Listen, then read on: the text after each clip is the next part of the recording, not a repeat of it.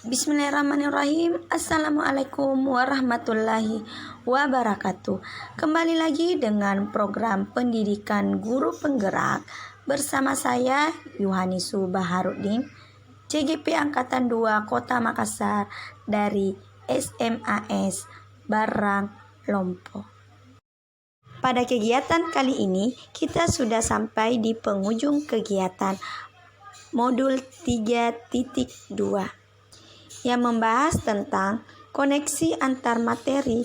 Modul 3.2 pemimpin pembelajaran dalam pengelolaan sumber daya.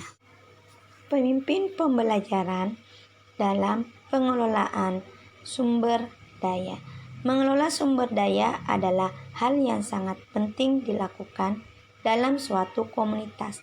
Salah satunya adalah di lingkungan sekolah. Optimalnya adalah suatu lembaga pendidikan atau sekolah memiliki sumber daya yang dapat dimanfaatkan untuk mencapai suatu tujuan, visi misi yang sudah direncanakan. Biasanya dalam pengelolaan sumber daya dapat menggunakan beberapa cara pendekatan, di mana pendekatan pertama itu berbasis kekurangan atau masalah. Pendekatan ini berfokus kepada apa yang mengganggu, apa yang kurang, dan apa yang tidak bekerja. Segala sesuatu akan dipandang secara negatif dan secara tidak sadar kita buta terhadap potensi dan peluang yang ada di sekitar. Pendekatan yang kedua adalah pendekatan berbasis aset, di mana pendekatan ini adalah sebuah konsep untuk mencari kekuatan berpikir positif. Untuk mengembangkan diri, pendekatan ini merupakan cara berpikir positif, di mana menggunakan kekuatan sebagai tumpuan berpikir, kita diajak untuk memusatkan perhatian pada apa yang bekerja dan menjadi inspirasi yang menjadi kekuatan ataupun potensi yang positif.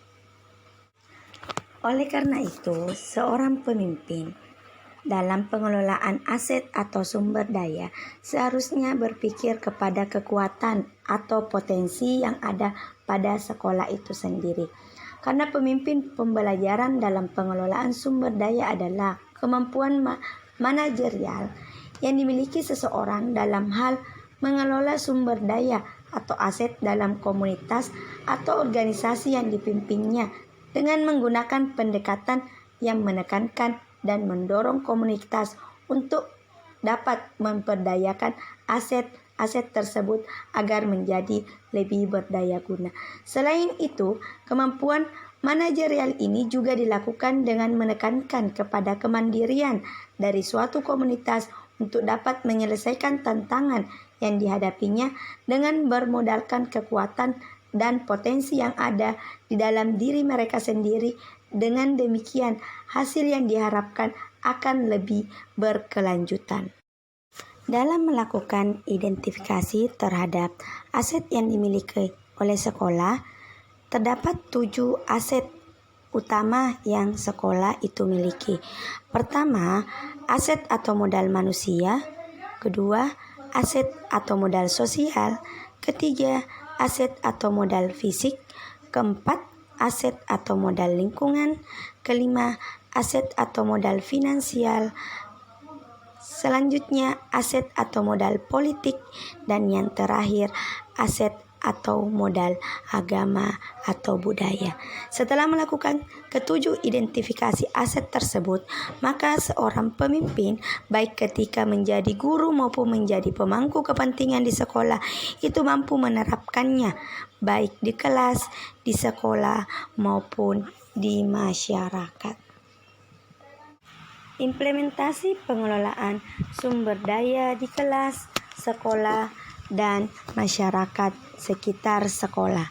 Implementasi seorang pemimpin pengelolaan sumber daya yang berfokus pada kekuatan atau aset yang ada adalah ketika dia berada di kelas dan dipercaya sebagai pemimpin pembelajaran sebagai wali kelas, dan sebagai wali kelas bisa melakukan hal yang pertama, yaitu melakukan pemetaan pada peserta didik yang ada di kelasnya.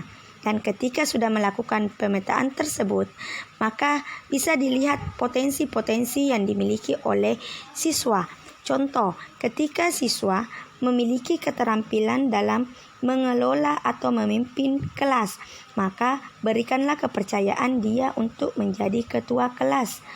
Begitupun anak yang terampil dalam mengelola keuangan, diberikan kepercayaan untuk jadi bendahara. Demikian juga dengan teman-teman lainnya atau peserta didik lainnya. Ketika seorang anak memiliki potensi menggambar, melukis, berikan kepercayaan dia untuk melukis dan hasil karyanya akan dipajang di kelas. Begitupun yang mereka yang memiliki potensi menulis, maka berikan kepercayaan untuk menulis hasil karyanya untuk dipajang di kelas. Demikian juga potensi yang lain yang ada pada masing-masing peserta didik di kelas itu. Juga dalam hal pengelolaan lainnya di kelas. Dan hal yang sama juga diberlakukan ketika seorang pemimpin pembelajaran mengelola aset yang ada di sekolah. Sebagai contoh, ketika melakukan rapat pembagian tugas di sekolah, yaitu tugas tambahan, langkah pertama yang dilakukan oleh kepala sekolah atau sebagai seorang pemimpin pembelajaran adalah mengetahui kompetensi yang dimiliki oleh setiap guru yang ada di sekolah tersebut. Ketika sudah diketahui, maka bisa dilihat potensi-potensi yang mana yang bisa menjadi wakase kurikulum, kesiswaan, sarana dan prasarana, humas, wali kelas, dan pembina eskul. Implementasi ini juga bisa dilakukan di dalam masyarakat. Yang pertama dilakukan juga melakukan pemetaan di dalam masyarakat. Kekuatan yang bisa diberikan oleh masyarakat baik dari modal manusia, fisik, dan lain-lain. Ketika pemetaan ini sudah berlangsung, maka bisa dilakukan pengelolaan dan pengembangan sekolah dengan baik dengan adanya dukungan dari kelas, siswa, dan guru dari semua komunitas yang ada di sekolah dan lingkungan sekitar sekolah. Untuk menjadi suatu program yang berguna bagi sekolah dan masyarakat. Adanya pengelolaan sumber daya yang tepat akan berpengaruh pada pembelajaran yang berkualitas. Sebagai contoh, ketika saya adalah seorang guru yang mengajar di salah satu pulau yang ada di Kota Makassar, kami terbatas dengan sarana dan prasarana yang ada di sekolah. Tapi itu tidak menjadi hambatan kami dalam melangsungkan proses pembelajaran di kelas. Dengan bantuan yang ada di lingkungan sekitar, kami bisa memanfaatkan sesuatu yang ada. Contohnya ketika praktikum kimia asam basa, maka kami menggunakan bahan-bahan atau daun, bisa berupa daun, bisa berupa bunga yang ada di lingkungan sekitar untuk kami gunakan sebagai indikator asam basa alami di dalam kehidupan sehari-hari. Kaitan antar materi modul 3.2 dengan modul lainnya. Pertama itu pemimpin dalam pengelolaan aset dalam filosofi Ki Hajar Dewantara. Dalam filosofi Ki Hajar Dewantara menggunakan sistem AMONG, yaitu pemeliharaan dengan penuh perhatian agar anak mendapatkan tumbuh kembangnya lahir batin sesuai dengan kodratnya. KHD juga selalu menekankan menghamba pada anak, terpusat pada anak karena menganggap anak adalah istimewa. Mereka memiliki potensi dan kelebihannya masing-masing sesuai dengan kodrat alamnya. Kedua yaitu adalah pemimpin dalam pengelolaan aset dan nilai serta peran guru penggerak. Dalam nilai dan peran guru penggerak adalah yang pertama yaitu mengembangkan diri dan orang lain berdasarkan potensi yang ada dalam dirinya serta potensi yang ada pada orang lain. Yang kedua adalah memimpin pembelajaran. Untuk menjadi pemimpin pembelajaran dengan memanfaatkan potensi yang ada, kemudian memimpin manajemen sekolah berdasarkan potensi yang dimiliki, serta memimpin pengembangan sekolah dengan memanfaatkan aset yang ada. Selanjutnya, memimpin dalam pengelolaan aset dan visi guru penggerak.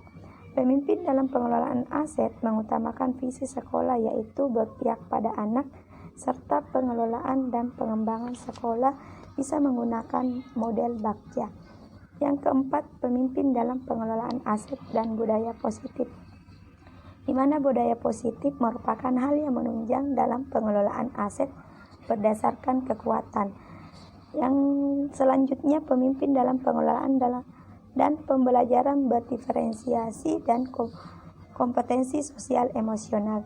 Dalam pembelajaran berdiferensiasi, seorang guru harus memperhatikan kebutuhan murid, sementara kompetensi sosial emosional juga sebagai upaya dalam mengelola emosi secara positif sehingga suasana pembelajaran berpihak pada anak. Pemimpin dalam pengelolaan aset coaching. Praktek coaching adalah upaya untuk memaksimalkan dan menemukan potensi, terutama dalam aset modal manusia. Yang terakhir adalah pemimpin dalam pengelolaan aset dan pengambilan keputusan sebagai pemimpin pembelajaran. Dalam pengelolaan aset berbasis kekuatan, pemimpin dalam pembelajaran juga memusatkan berdasarkan paradigma dilema, prinsip resolusi, dan 9 langkah pengambilan keputusan. Kolerasi sebelum dan sesudah mengikuti pelatihan program guru penggerak sangat jauh berbeda. Kalau sebelumnya saya mengajar itu berdasarkan intuisi yang saya gunakan dalam proses pembelajaran, namun dalam proses pembelajaran kali ini saya merefleksikan terutama ketika dibenturkan pada filosofi pendidikan berdasarkan Ki Hajar Dewantara, bahwa saya kembali diingatkan seorang guru sama seperti petani. Siswa adalah bibit yang akan ditanam. Jika seorang petani ini tidak mampu merawat bibit ini, maka bibit itu tidak akan tumbuh, akan tetapi akan mati. Jadi saya diingatkan kembali tentang itu, bahwa ada kodrat alam dan kodrat zaman di dalamnya. Saya pun kembali diingatkan dengan nilai-nilai dari seorang guru dan nilai-nilai yang ada pada peserta didik.